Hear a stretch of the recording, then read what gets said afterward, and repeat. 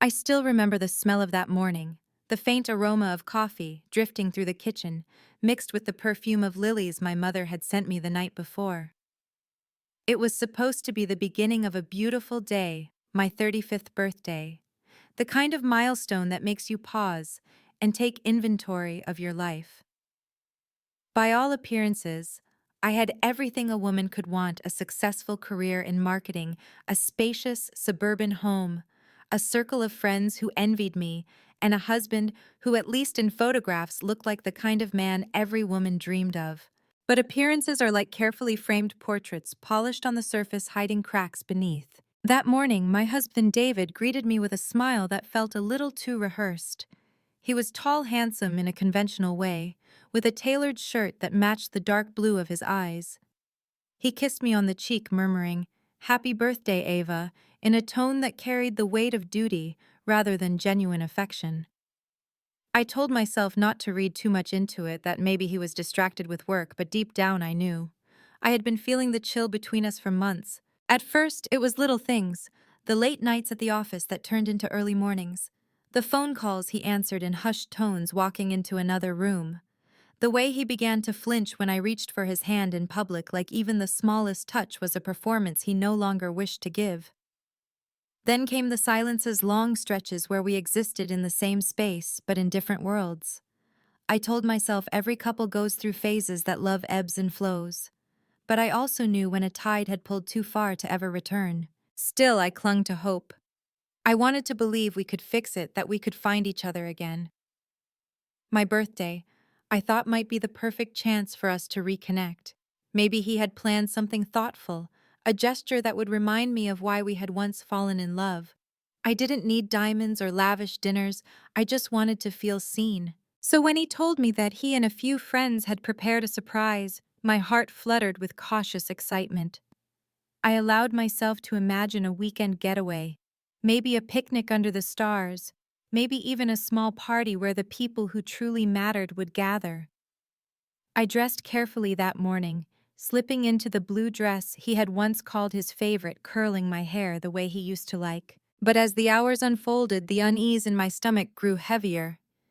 He blindfolded me with a silk scarf, chuckling like a schoolboy as his friends whispered around us. Their laughter felt too sharp, too mocking, but I forced myself to smile. I wanted so desperately to believe this was love. The car ride was long, filled with the smell of cologne and faint hints of beer. I gripped David's hand in the dark, but he didn't squeeze back. When the car finally stopped, someone tugged me out, their grip rougher than necessary. The air was colder here, the sound of traffic distant. Gravel crunched under my heels as they led me forward. My heart raced, not with joy, but with the kind of dread that coils in your gut when you sense you are not safe. Then with a sudden shove, they pulled off the blindfold. I stood alone in a deserted gas station parking lot, neon lights flickering weakly overhead. The car was already pulling away, their laughter echoing into the night. "Happy birthday, Ava," someone shouted from the window, their voice cruel and hollow. For a moment, I just stood there frozen. My hands trembled, clutching the scarf like a lifeline. My birthday dress fluttered in the cold wind, and I realized with searing clarity that this wasn't a surprise gone wrong. It wasn't even a joke. It was humiliation, deliberate and calculated. David had abandoned me. The realization sliced through me with unbearable precision. All the nights of distance, the silences, the secretive phone calls. It wasn't a phase.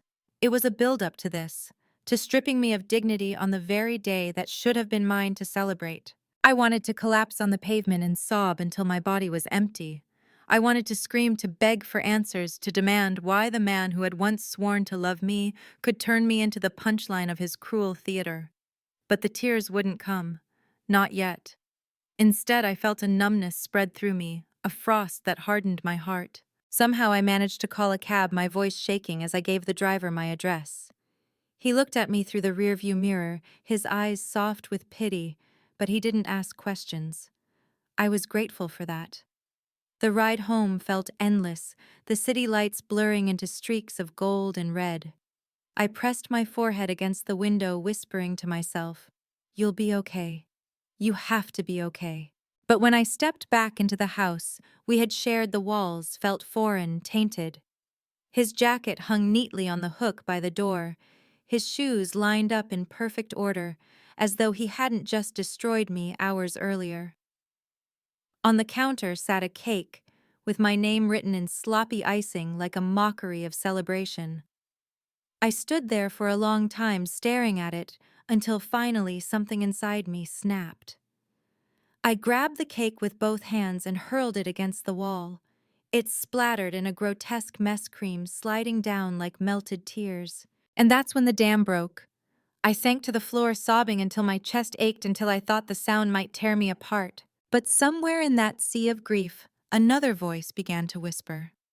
It was faint at first, buried beneath the agony, but it grew stronger with every tear. You don't deserve this. You don't deserve him. This isn't the end of your story, it's the beginning. At the time, I didn't believe it. But those words, that fragile whisper of defiance, would become the seed of everything that came next. I woke up the next morning with my throat raw and my eyes swollen, that kind of swollen that stings when you blink. The frosting I'd thrown still clung to the wall like a wound that wouldn't clot. I wanted to clean it, but couldn't move. I sat there on the kitchen floor, hugging my knees, trying to swallow a grief that had turned to metal inside my mouth. At some point, the front door opened, and I flinched, a reflex older than language. It was just the wind. The latch never quite caught unless you tugged twice. David had always meant to fix it. There were a lot of things he had always meant to fix. I made coffee because that was what I knew to do. The simple choreography fill measure press kept my hands from shaking. When I lifted the mug to my lips, I tasted not coffee, but humiliation, the memory of neon humming over my head, while his friends laughed from the safety of a speeding car. It sat inside me like a stone, and every heartbeat scraped against it. I should have called someone the night before, but shame is a gag you fasten on yourself. So I drank, and when the mug was empty, I made another, because if you can't repair your life, you can at least brew something warm. His text arrived at 9:17 a.m., 2 words that detonated everything all over again. Lighten up. That was it. No apology, no explanation, just the same casual cruelty he'd been feeding me in microdoses for months. A younger version of me might have replied, might have negotiated with his mood, might have tried to resolve the conflict like a diligent student begging a teacher for extra credit. This version of me deleted the message and turned off my phone. I couldn't stop the shaking, but somewhere beneath the trembling, there was a small, steady flame. People talk about the moment you decide you're done. Like it's a thunderclap, a dramatic line you step across. Mine was quieter. I washed my face, pulled my hair into a knot, and opened the bottom drawer of my desk. Inside was a small, battered notebook I'd kept since college, the one I used when my mind felt like a closed fist. On the first blank page, I wrote 3 words. Pack, plan, protect. There was something sacred about writing them down, as if the act of ink on paper could pin me to the promise that I would not be this woman forever. I started with packing. Not suitcases, I wasn't ready for the clatter and announcement of luggage. I chose a canvas tote and moved through the house like a ghost, collecting only what still felt like mine. My grandmother's locket, the photo of my parents at Coney Island, before life roughed them up, a sweater that still smelled like nutmeg from last winter's baking spree, my journal.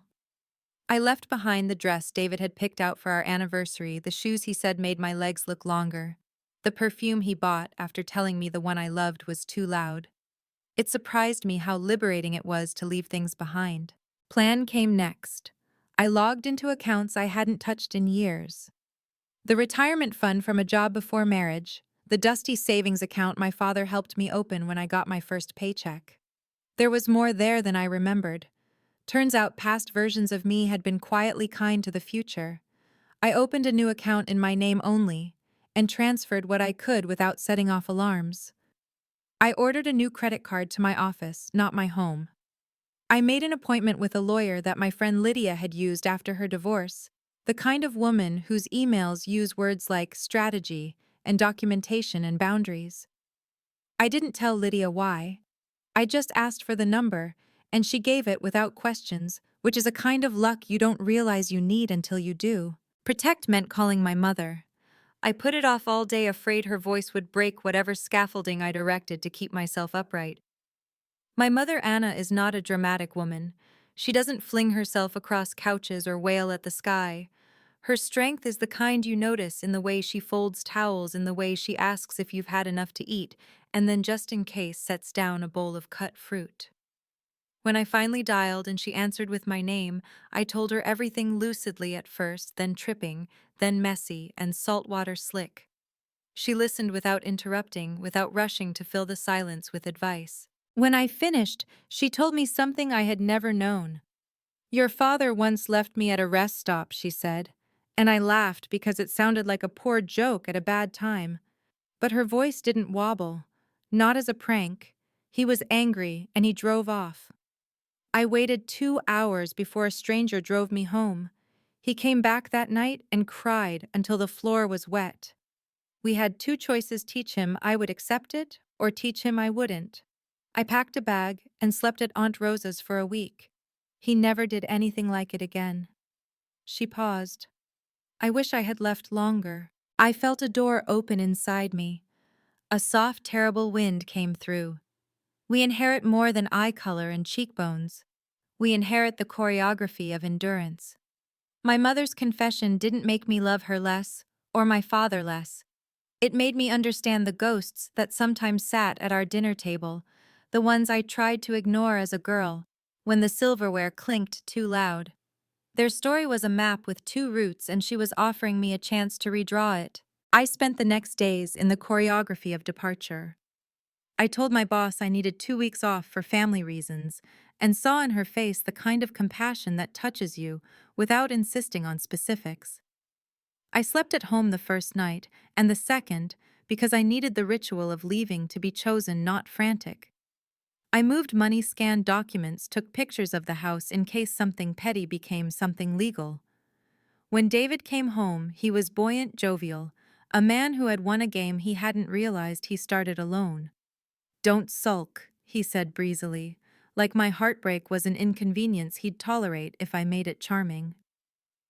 I studied him with the same calm you use to observe an animal you don't trust.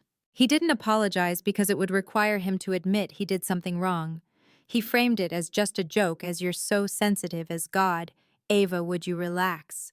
I watched his mouth shape the usual deflections, and for the first time I didn't try to make myself smaller to fit the space he left me.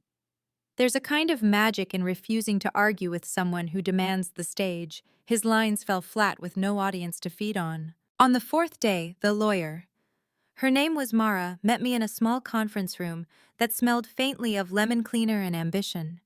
She wore a navy dress and no jewelry, and her eyes were the alert, gentle kind that made you feel both seen and challenged. I laid out the facts without theatricality: the prank, the texts, the finances, the sense that this wasn't a stumble but a pattern. She didn't flinch. "We can pursue fault if you want," Mara said. "But the cleanest power is quiet. Control your money, control your narrative, and leave before he has a chance to decide how you go. Then softer, and document everything. Not because you intend to use it, but because people who humiliate others often try to rewrite the script."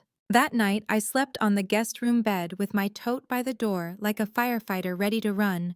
I dreamed of young me in a blue dress and older me in a red coat, and my mother at a rest stop with a stranger offering her a ride home. When I woke, I knew it was time. Leaving a house is not like stepping out of a room, it is peeling your life from the walls.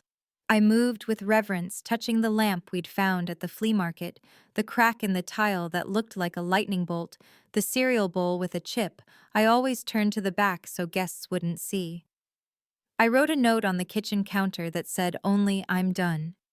Do not contact me until the lawyer reaches out." I didn't owe him poetry, I owed myself a clean door.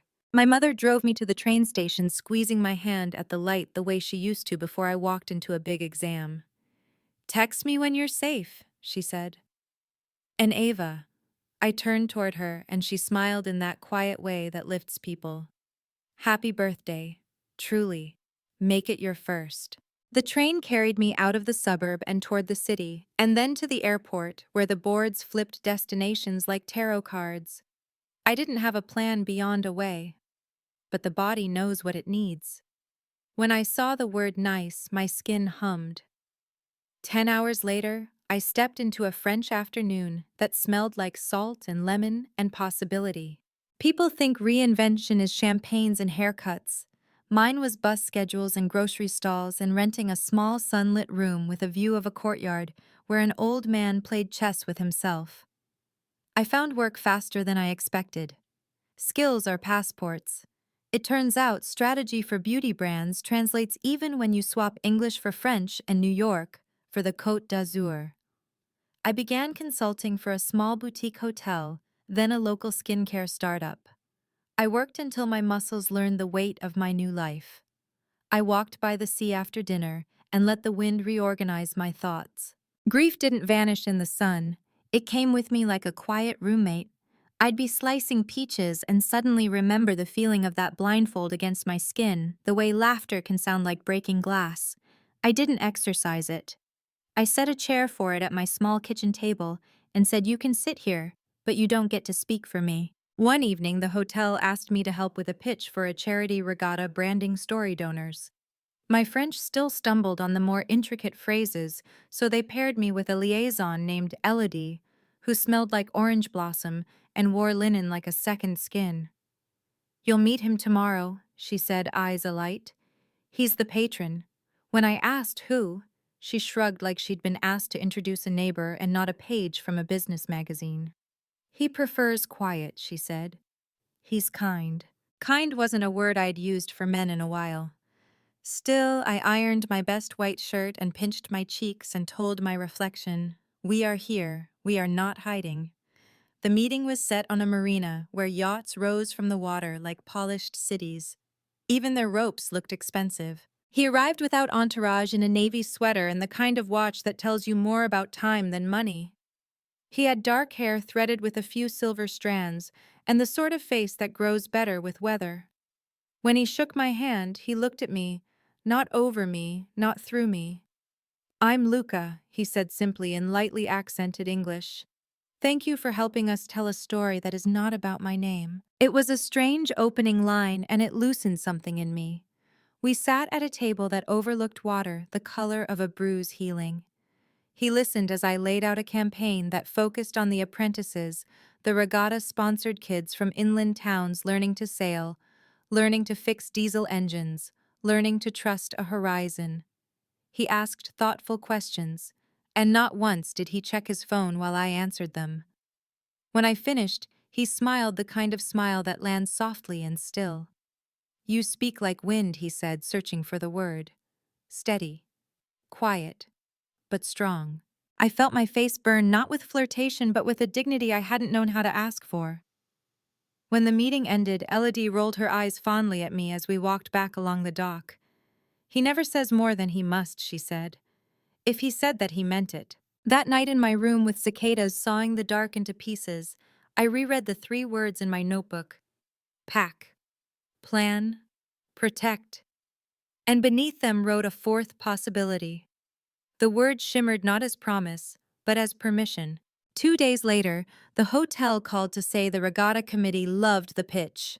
Then Elodie texted, "He asked if you'd be willing to help with a small onboard event. Simple, intimate, a thank you for the crew." I typed yes before my doubt could tie my fingers. I didn't know then that a single afternoon on a deck would tilt the future on a new axis, that wood and salt and wind could feel like a sacrament, that a woman who had once washed frosting off her hands like blood could learn the names of constellations from a man who preferred quiet. I only knew that when I stepped onto the yacht for the first time, shoes in hand as the rule required, something in me lifted like a kite, let loose from a child who finally understands the wind is not an enemy. The deck was warm beneath my feet. The crew moved with practiced grace, murmuring in a dozen languages.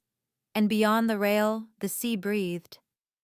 For the first time in a long time, I did too. The train to Nice was the first breath of freedom I had taken in years. But freedom is not a single exhale. It's a practice. In the days that followed, I built small rituals out of survival, buying croissants from the same bakery where the owner learned my name, arranging flowers in a chipped vase, writing in my notebook every night before bed. Each act whispered to me that I existed outside the shadow of David, outside the humiliation of that cruel birthday prank. The scars of his laughter still pressed into me like bruises, but bruises fade when you keep moving the body. The sea became my confessor. Every morning I walked along the promenade until my calves ached and my lungs filled with salt. I began to notice details: how fishermen tied their ropes, how children chased each other in half-falling runs, how old women carried baguettes like batons of endurance. Each detail anchored me. The city did not know my shame, and in its indifference I found mercy. Work gave me scaffolding. Consulting for the boutique hotel meant hours of listening to people who actually valued what I said. My ideas were no longer dismissed with a smirk or framed as someone else's brilliance. I spoke, they listened, and contracts followed. That validation seeped into my bones, rewiring something that had been bent too long. And then there was Luca. He did not arrive like a storm or a spectacle. He arrived like the tide, steady and certain. The yacht event for the regatta should have been a professional task, a line item on an invoice. Yet when he handed me a glass of water and asked how long I had lived by the sea, I heard in his tone not the curiosity of flirtation, but the reverence of someone who actually wanted to know. His presence didn't crowd me, it gave me space. On deck, with sails snapping like applause overhead, I felt alive in a way that frightened me. My heart, long used to the armor of survival, stirred at the possibility of wanting. I had promised myself never to need again, and yet here was a man whose silences felt safer than David's words ever had. Still, I did not rush. I let the hours unfurl. We talked about books, about the stubbornness of olive trees, about how betrayal is a language that leaves an accent on your soul. The climax of my story was not cinematic in the way people expect. It was not a shouted confrontation or a courtroom revelation. It was standing barefoot on that yacht, realizing I was no longer ashamed of the frosting on the wall or the text that said, "Lighten up." It was understanding that his cruelty had tried to define me, but it had not succeeded. The power was mine now, quiet but undeniable. Weeks passed and the lawyer emailed with updates. David had tried to call, tried to spin the narrative into one where I was hysterical, ungrateful, overreacting. But the documentation spoke louder than his spin. Mara's calm precision dismantled his stories like scaffolding pulled from a rotten building. He panicked, she said, when he realized he could not control the financial levers he once pulled so carelessly. His panic was not my burden anymore. Luca invited me to sail again, this time not for business. He pointed out constellations, his voice low, the Mediterranean folding itself around us like velvet.